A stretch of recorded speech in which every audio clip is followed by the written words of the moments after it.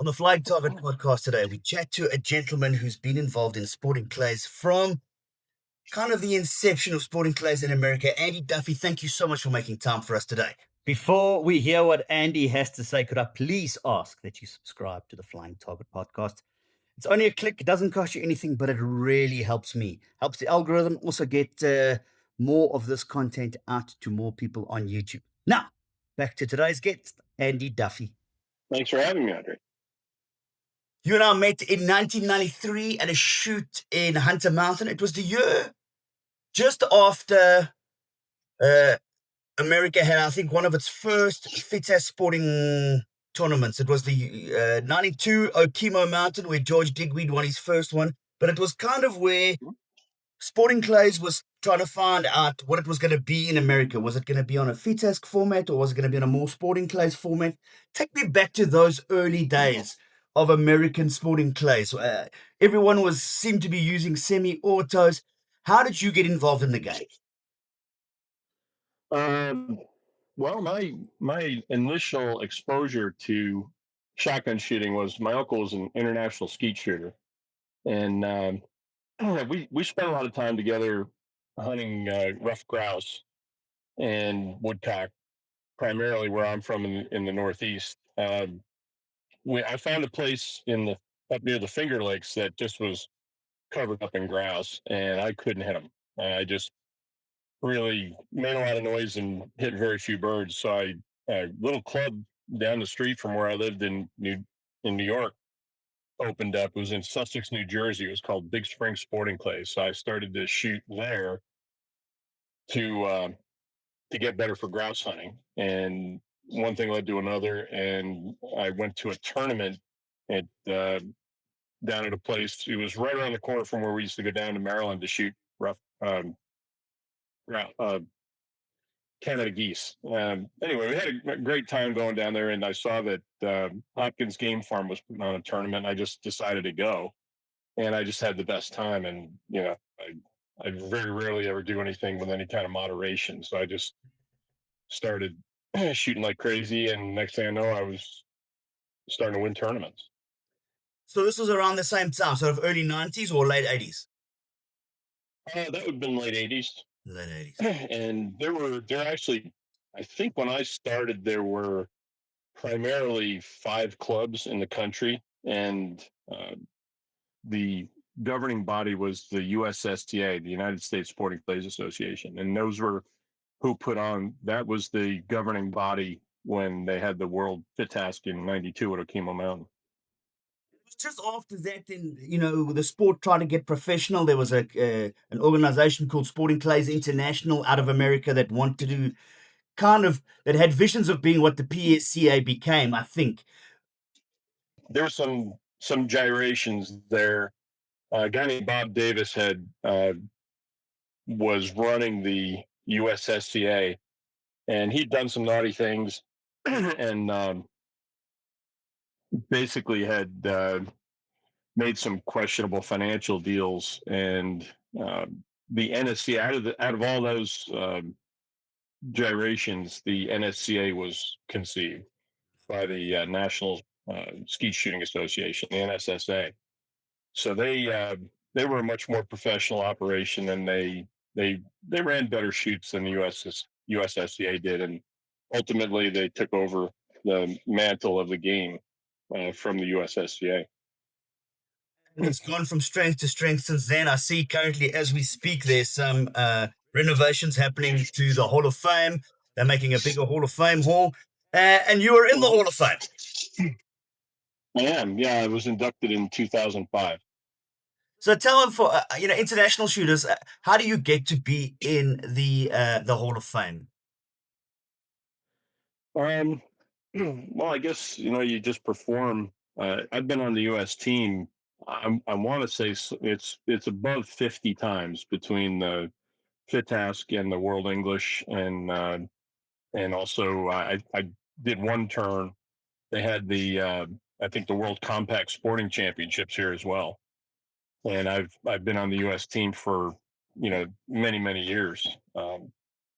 The NSCA Nationals I won in '94, '95. I was the first shooter to defend the title, I won the shoot off in '95 against John Kruger, who had been runner up a number of times, I think 4 or 5 times. And then I won it again in 2002. And I was the first person to win it 3 times. And only one of only two to have defended the title. So I guess that was enough to get me in the Hall of Fame. The record speaks for itself. So, Andy, over the changes on in the sport over the time that you've been shooting have been many, but the more things change, the more they stay the same. It's still you have to watch the bird properly, you have to mount properly. From everything that you've seen when it comes to coaching, because I mean that is what you do. You're one of the top coaches in the States. Mhm. When teaching someone who's green, green, green, compared to teaching someone who's, let's say, an A class shooter wanting you to get into master class, how different is that process?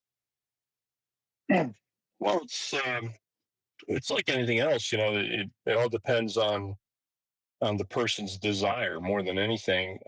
If somebody really sets their mind to being good at something, uh, I think intelligent people will look at a problem and just gather data points. If you look at somebody that wins consistently and you make a study of them, you take lessons from them, and I did that and had excellent help along my journey to be a top competitor. But one of the things I think that I've noticed uh, as an attribute for top performers, there are folks that have the ability to sift information. And basically, what it is you look at enough different things and you gather up, again, data points. And the folks that can sift their way through and find the kernels of truth that really apply to their game, uh, they they get good. And it's being able to find those nuggets of information that really have a bearing. And it's really kind of funny. I look back in my day. I had a very influential instructor there named Roger Silcox, Yes, yes. and Roger gave me some really, really excellent help. And I never discounted what he said, but there were things that didn't apply at a particular time.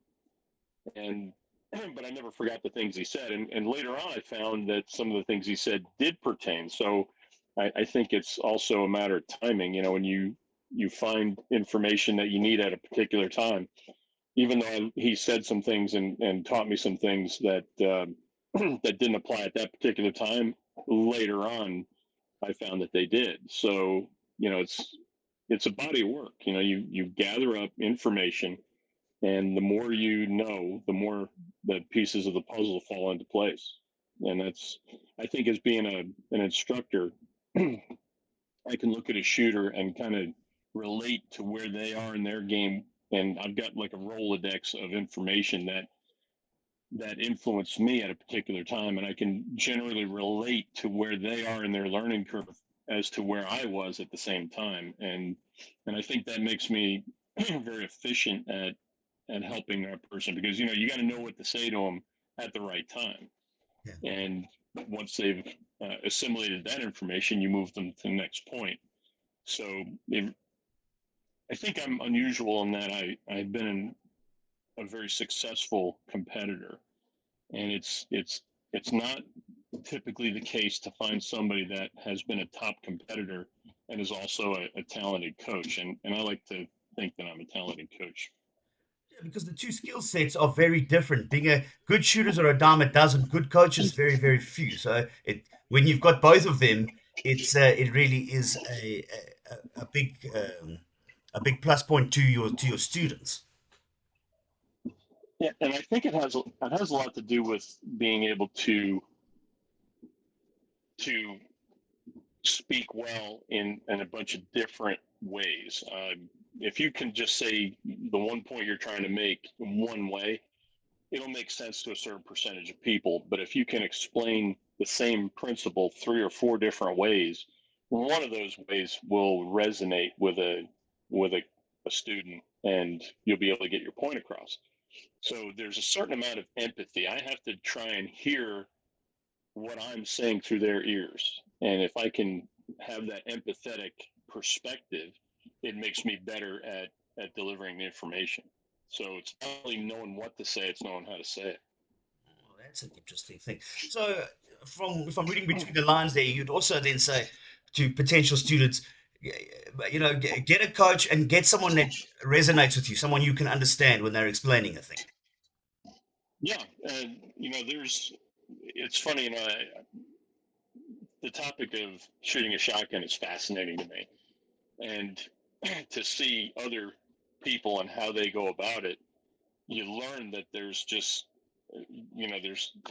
a dozen different ways to skin the same cat, and if you can get an idea of what works for a particular person and why that same principle doesn't work for somebody else, it's to me, there are certain guys that you'll see. We have one top shooter over here. He used to put his fingers up. You'd see him put his fingers up like that.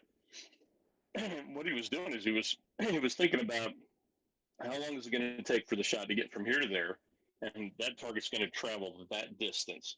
So he was working out where he was going to put the gun. He was working out his pictures, and that was such a literal way of thinking about it. I mean, this is how far the target's going to move. He put his fingers up like that, and he was devastatingly effective. Uh, but that's really something that is difficult to teach to somebody else. That's somebody that has a gift for a mechanical ability. Yeah. And if you don't have that mechanical ability, you can't teach it that way. So you have to understand that different people have different strengths, they have different abilities, and they process information differently. I mean, just think, when a guy says, I gave that 2 foot of lead. Okay, so first thing you got to say is what he sees as 2 foot of lead, what I see as 2 feet of lead. There's a variable. Very often I'll just say, somebody will ask me, how much lead did you give that? And I might say it needs a lot more than you think. So Yeah. now it's just, put it in trying to put it in, give them a little help. Or I'll say, okay, so the gap I saw, and I'll put my fingers up like that. That's the gap I see. Now, the problem with that is he might move the gun slower than me, which means he's going to need a bigger gap because speed is lead. The faster you move the gun, the closer you can shoot to the bird. Excuse me. So these principles they're all variables. Yeah. So you have to be able to package this information based on how the student's going to use it. I'll give you an example. I had two guys that I used to shoot with. One's name was Lynch, Ed Lynch, and he was a New Yorker. And everything he did, he walked fast, talked fast. I mean, he just moved quickly, and he used a lot of swing through. He come from behind a lot of targets, and he was really good at it. And then his friend was a guy named Tom Pickens. Ed Lynch's father was the Lynch and Merrill Lynch, and Tom Pickens' father was T. Boone Pickens. And if you know anything about Texas oilmen, you know who Yeah. T. Boone Pickens is. Yeah. But Tom's a Texan, right? So we got a New Yorker who does everything fast, and we got a New Yorker or a Texan who is laconic. Just never in a hurry to do anything. Talk slow, walk slow, quick thinker, smart guy. But he moves the gun at a glacial pace. So he had to see great big leads on everything. Ed would shoot off the front edge of stuff, and Tom would have to see bigger gaps because he didn't generate the momentum that took him farther away from the target. So we were at a tournament one time, and we had shot together enough that we had a rough idea of what we saw as a gap. So we kind of calibrated for what a distance looked like.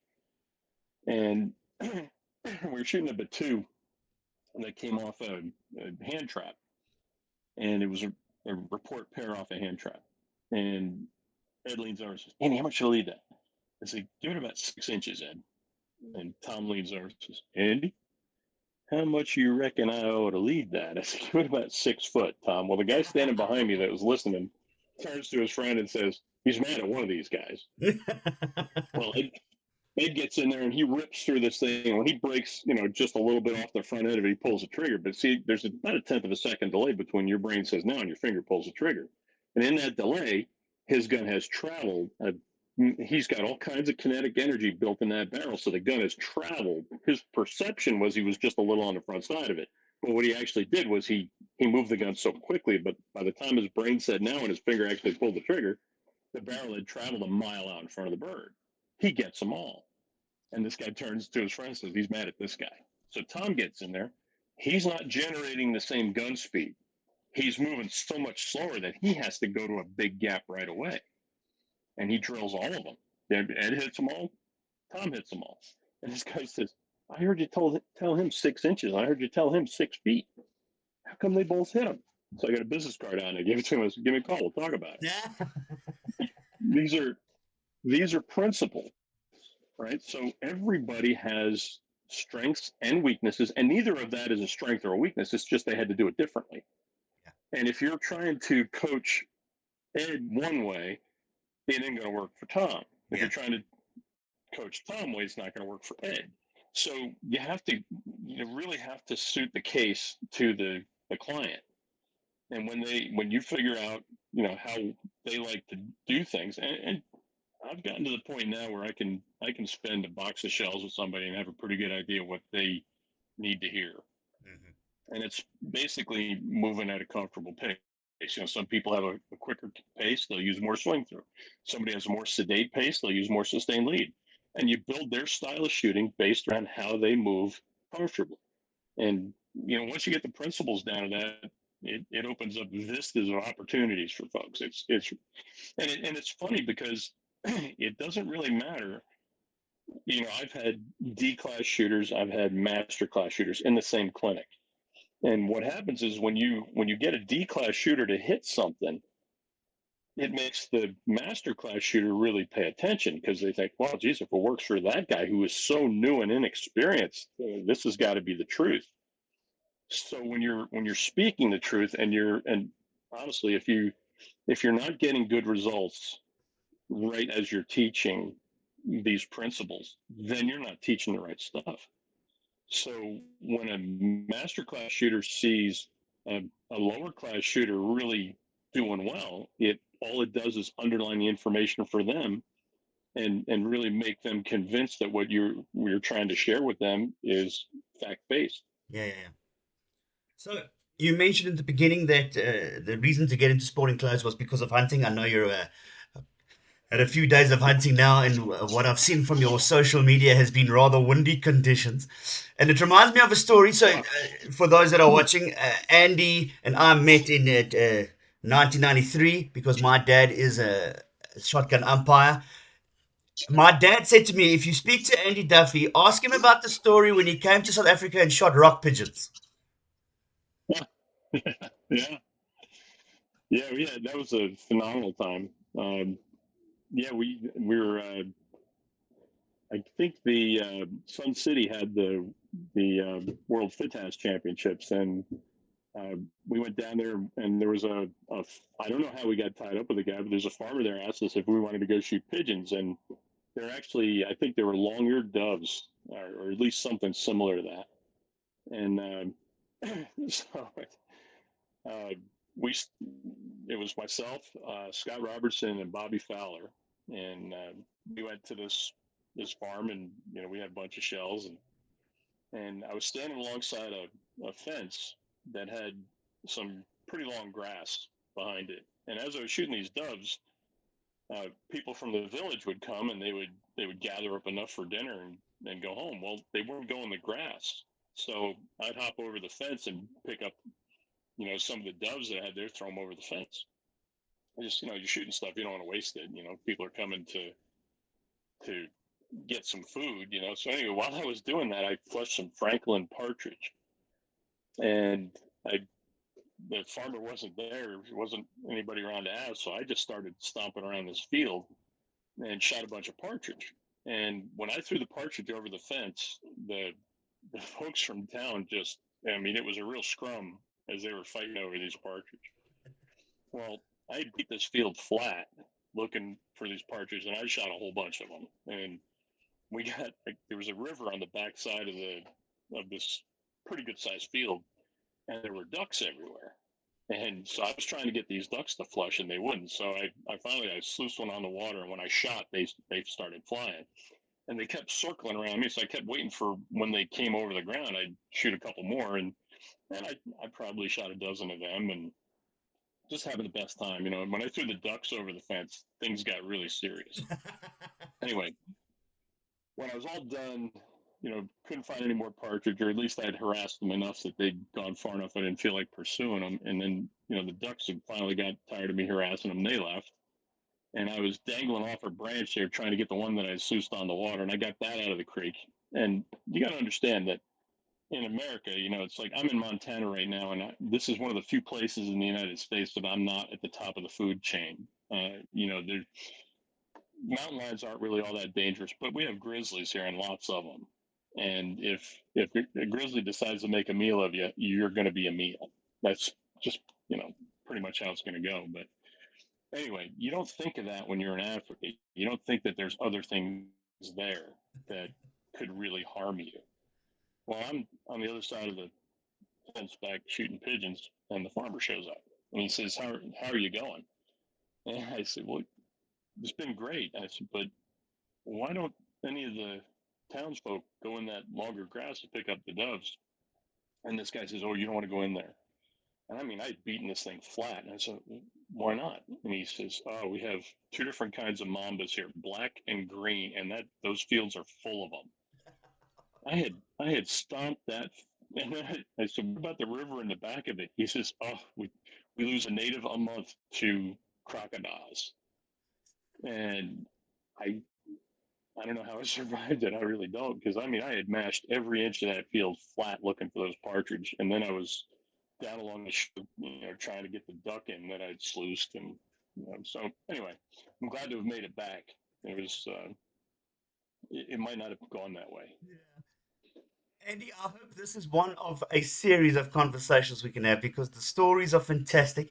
To end off this episode of the Flying Target podcast, though, I'm going to put your details because you still are a coach and people are available to get you. I know you're in the off season now. Will you be making the trek down to Florida in January, February?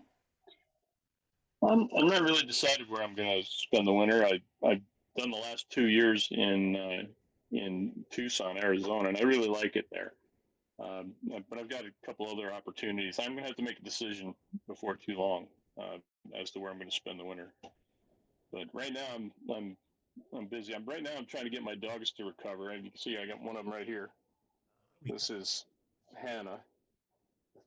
Hannah doesn't like to be in the trailer in the RV here without touching me in some way. If she's not laying on the seat next to me, she'll be on my feet. And then I've got Lucy, the lab, over there. Hey, Lucy. What you doing? That's Lucy. So we've been trying to find some birds, and the conditions haven't been really conducive, but there seems to be plenty of birds around this year, and we're finding some and getting lots of exercise and fresh air. So it's been a good trip so far. We'll have a fantastic hunting trip. I'm going to put your details in the description of this video so that anybody who wants to get a hold of Andy Duffy for some coaching can do so. Andy, thank you so much for making time. We'll talk to you again in 2026 on the Flying Target podcast. Excellent. And my best to your dad. Thank you so much, Andy. Have a good day, sir.